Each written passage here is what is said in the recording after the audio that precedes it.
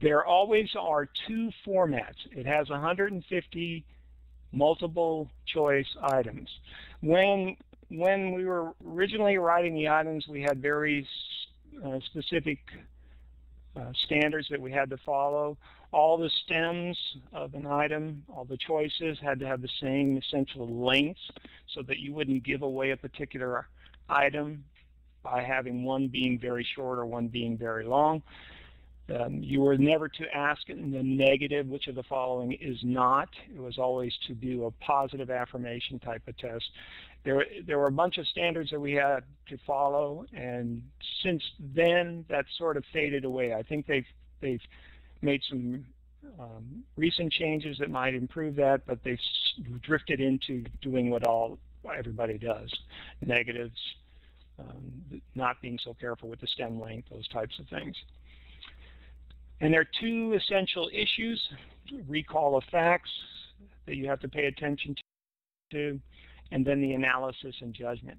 And that's the way they like to mess you up. They give you a bunch of facts, and then you have to make a judgment, and you have to reason through those facts that you have. Sometimes they're red herrings, they're not important. Sometimes they're critical, and it's being able to tease out what's the pertinent fact to help you make a decision. You are given 3 hours to complete the test. It's always taken at Prometric these days. This is the basic initial clinical content. And so you'll see these percentages are the number of items that they're supposed to have. Essentially 15% of the items should be reflecting this category: integrating clinical psychopharmacology with the practice of psychology. Neuroscience should be 8%. Nervous system pathology is 9%.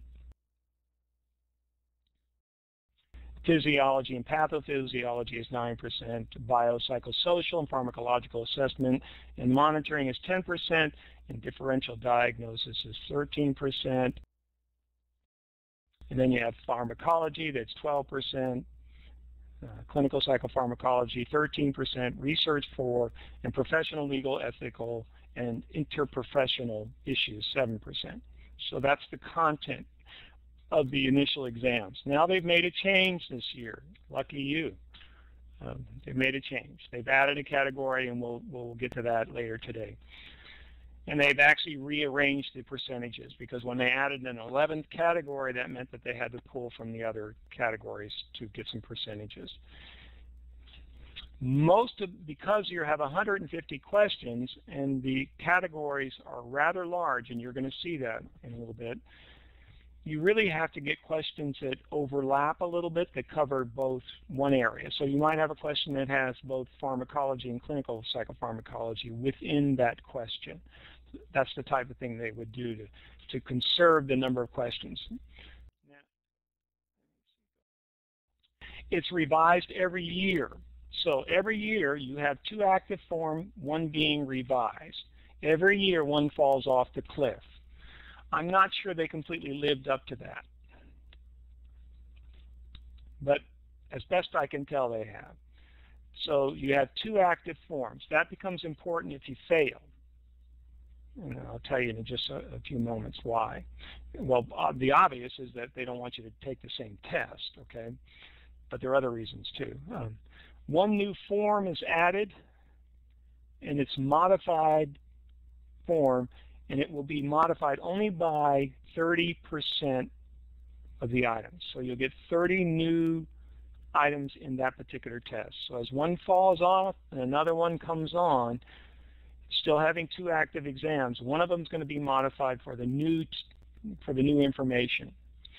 The other side of that is that if the content changed, which it did this past year, they had to create 2 exams to start over again and then put 1 in hold. That's what they had to do, because they had to create the new items for the new parts so that it would be equally spread across both examinations. So the items are associated with changing knowledge. So when we know something more important, remember, more important, meaning that there's going to be some serious issue that makes this something we should put there. If there's another major study, you know, like a STAR-D study, what it said about medications and psychotherapy and all of that. That's a big issue. That's going to be there. The case studies, all of those basic large-scale studies that say something important, you can bet you're going to get asked a question on those. And so you really do need to know those areas. And they also try to fix bad items that that are potentially a good item, but there's something wrong with it. You know, it's something that gets missed in the printing or something in the editorial aspect of the test that gets to be a problem occasionally. And you have to have a way of revising those. So,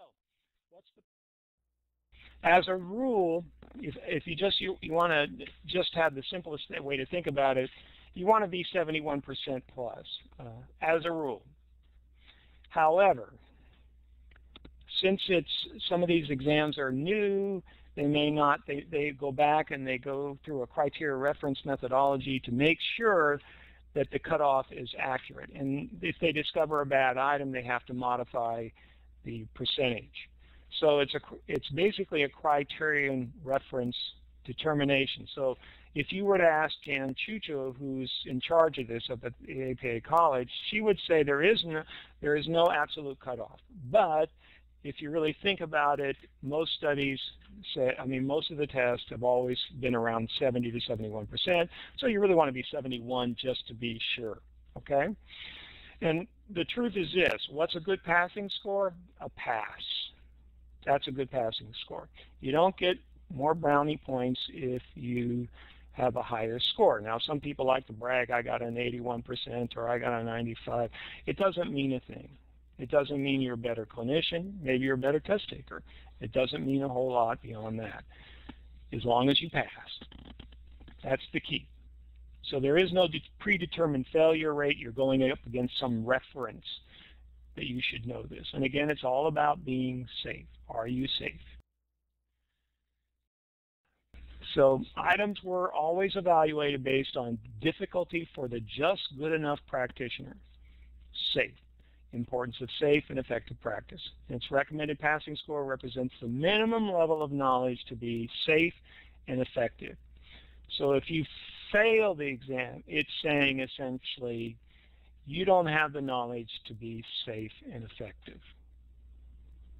So it's not just arguing with the content, like people that when they take the EPPP, if you're a clinician, you tend to complain about the EPPP because they have all these IO questions, and if you're not a clinician, you tend to complain that they had all these clinical types of questions if you're an industrial organizational psychologist.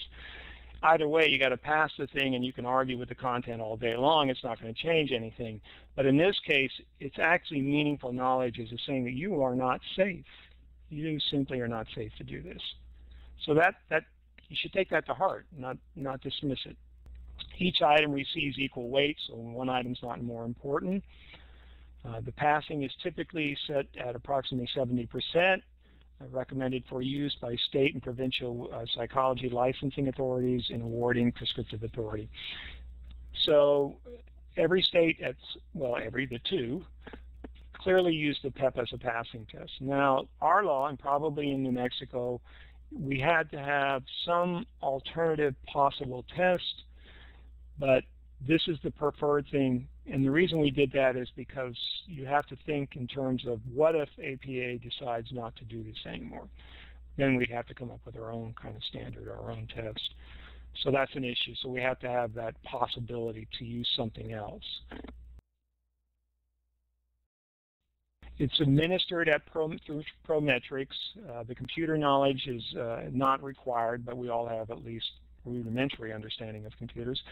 Simple tutorial presents procedural information before the examination begins, so it tells you how to answer. There's a help feature if you get lost or confused.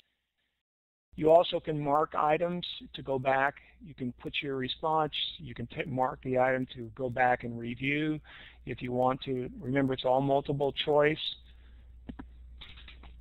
And there is an administrator always available to help you.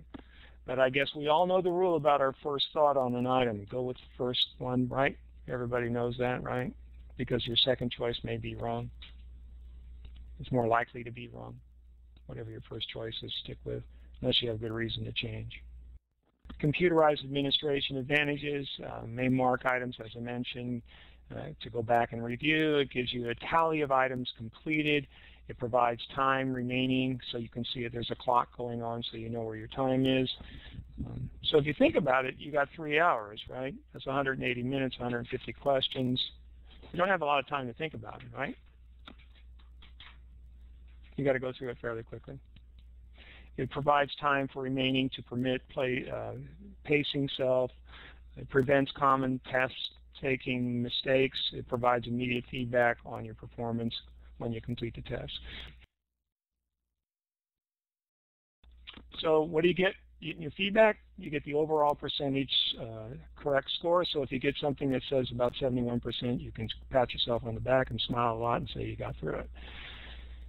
Performance in each 10 knowledge-based content, in other words, how many items you passed in that section. That's interesting, but it's interesting in the sense it might provide you with some feedback in an area of weakness, okay? The report is forwarded to APA College of the Professional Psychology, and you get written confirmation of your scores. Okay, you answer all questions. It doesn't shut off if you passed or failed. Right, you have to answer all questions. That's the way they've set it up. To register to the PEP, okay, you have to meet these following criteria. Doctoral degree in psychology, licensed health. The reason they put licensed health services in psychology is they're talking about people that see patients. Obviously, an industrial organizational psychologist shouldn't be taking such a test unless they're a retread. That's a different issue. Completion of the postdoctoral program in psychopharmacology with a minimum of 300 contact hours in neurosciences, pharmacology, psychopharmacology, physiology and pathophysiology, physical and laboratory assessment, and clinical pharmacotherapeutics. The thing that we've added in this last couple of years in Louisiana is the MRI imaging type things. We think imagery is going to be more and more of a science in the future, and so we feel that the psychologists should be using those for diagnostic purposes. So if you were to ask me, can I order an MRI? Yeah, I can. So you meet these criteria. You got to pay your fee, which is the college gets $325 for the exam, and then Prometrics gets the other $200. Okay, so it's a $525 fee. I think if you fail, the fee drops down. You don't have to pay the full $325, but I think you still have to pay the $200 again. Notification of approval is in approximately 30 days. They're actually getting a little faster than that, which is good. You schedule the exam within 120 days. They're trying to do a 90-day window these days, but if a 90-day window meaning that you've been approved to take the test, Prometrics is saying they're going to administer that test within this 90-day window. Now, my understanding, and I've seen this happen a couple times, if you call Jan Chucho, if there's a crisis in your life, for some reason you need to extend that another 30 days or so, they're not going to deny you of that. They'll work with you. In the event of failure, this is what the APA's idea was, 90-day mandatory waiting period after your first failure, and your second failure you had to wait a year. Now, we in Louisiana didn't do that. We excluded that. We said they had to go through, I think it was, I want to say it was 6 months. You could test within 6 months or 3 months afterwards. It's much shorter time. I think we picked six months. The idea here is that, remember, they have 2 active tests, right? And if you test within a year 3 times, well, you're going to see one of those tests again. So that's why they're trying to do it that way. They're trying to create enough time between so that they can get the other test on before you take that third one. Otherwise, you will have repeat tests, and that would not be fair. But we set it up so that they could do that. Fortunately, that's never come to pass because everybody's passed.